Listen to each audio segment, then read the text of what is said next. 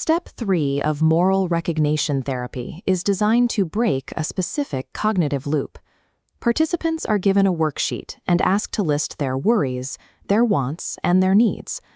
The goal is to force an individual to separate their impulsive desires from their actual baseline requirements for a healthy life. A facilitator handing out this worksheet expects concrete external answers. Participants usually write down tangible objects: money, physical health, keeping a job, or avoiding a return to prison. But occasionally, a participant submits something entirely different. Look at this submission. In the worries section, instead of specific outcomes, the participant lists psychological processes. They write cause unnecessary pain, regrettable decisions, and, most revealingly, wants I don't want. The answers to what they want follow the same pattern. Rather than material gain or personal advantage, they list no harm and acceptance. These are deeply ethical, almost stoic goals aimed at achieving structural peace. Finally, under why they believe they need these things, we see guilt avoidance and dislike regret. The participant is attempting to intervene at the very origin point of suffering, cutting off the mechanism of guilt before a bad decision is ever made. These answers are profoundly self-aware. They are philosophically coherent and ethically sound, and they completely fail to answer the question in the spirit of the therapy. For a highly intelligent participant, submitting a conceptually flawless, heavily analyzed worksheet is a sophisticated tactic. The intellect is operating as a shield, utilizing philosophical precision to evade actual emotional exposure in the therapeutic room. This behavior is called pre-facilitation.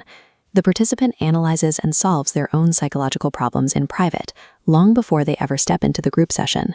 By bringing a finished, polished product to the meeting, they create a formidable barrier. The group and the facilitator are now forced to work against the participant's own intellect just to reach the raw, vulnerable material underneath. Realm of abstraction, the physical body is spared from actually feeling the weight of the trauma. In therapeutic settings, high intelligence often masks an allergy to need. The participant uses philosophy as a defense mechanism against the terrifying uncontrollability of relying on other people. To successfully facilitate individuals trapped in this pattern, practitioners have to recognize the maneuver. Flawless philosophical coherence is frequently a post hoc justification for a somatic survival strategy. We can map this dynamic by looking at the spatial difference between two modes of therapeutic reflection, the high-altitude map and the ground-level territory. High-altitude reflection is abstract, principled, and safe. It's an intellectual space where problems are neatly categorized rather than lived and felt.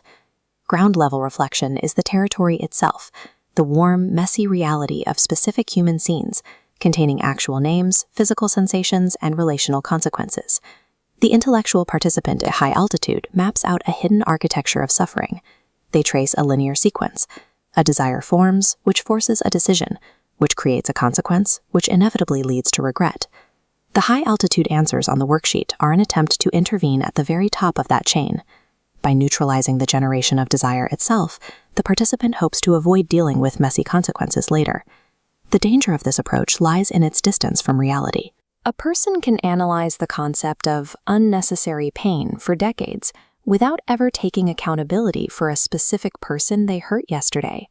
High-altitude abstraction provides a brilliant theoretical map, but remaining safely suspended above the territory prevents the participant from forming the very human connections required for actual healing.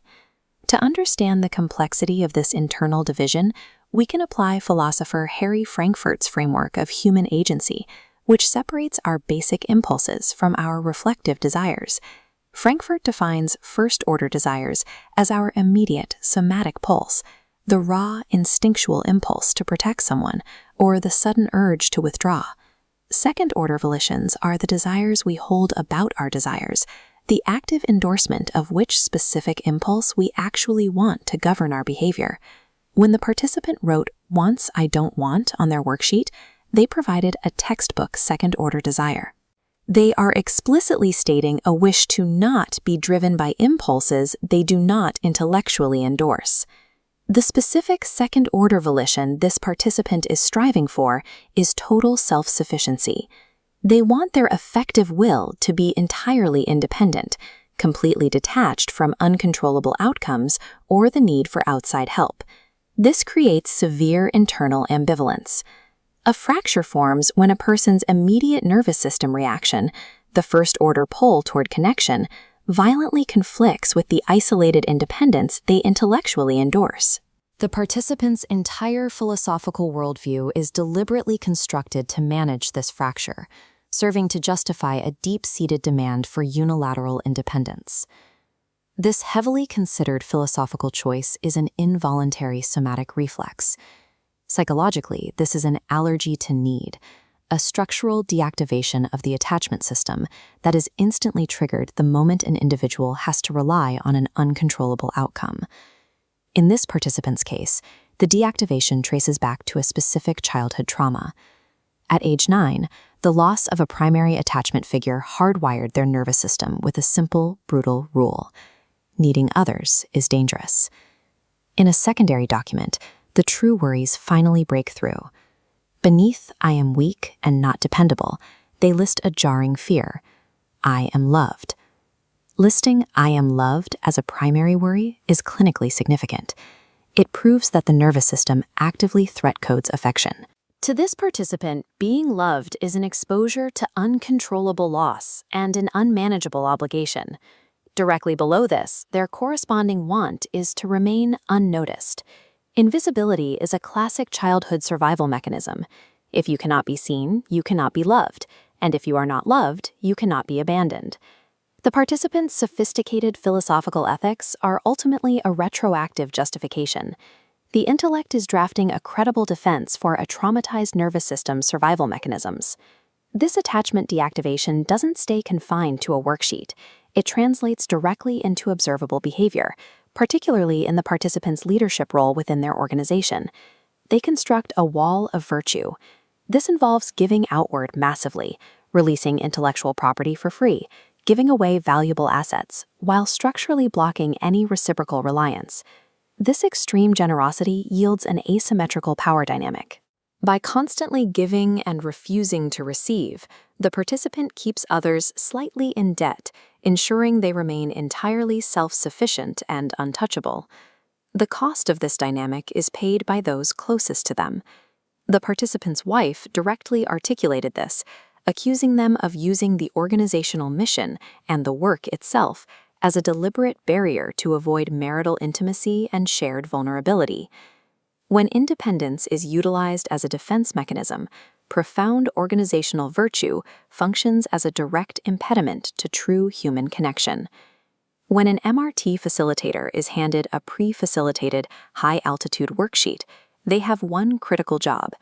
They must refuse the abstraction entirely and ask the participant, "What happened this week?" This technique is called pointing the camera. It forces the participant to replace broad philosophical categories with specific time-stamped scenes of failure or fear. When the camera is pointed at the concept of regrettable decisions, the abstraction dissolves into a concrete scene: failing to protect a flock of chickens on their watch, specifically because they saw the choices available and refused to take them. The principle of cause unnecessary pain translates into a specific unilateral decision. The participant placed their father in a substandard nursing home alone, refusing to consult the resources or people available to help them. And the complex second-order volition of "wants I don't want" collapses into the immediate, visceral pain of their wife's accusation that they use their virtues to enforce relational distance. These ground-level scenes expose the destructive fallout of pre-deciding to go it alone and the collateral damage caused by an absolute refusal to recruit help. True therapeutic accountability begins only when the intellectual armor is dropped. The participant must be forced to stand inside the warm, messy reality of their actual choices. For individuals with insecure attachment, the ultimate clinical goal is earned security. This means actively updating internal models by practicing new relational behaviors and developing a coherent, honest narrative of past trauma. But for a chronic intellectualizer, presenting a concrete vulnerability is excruciating.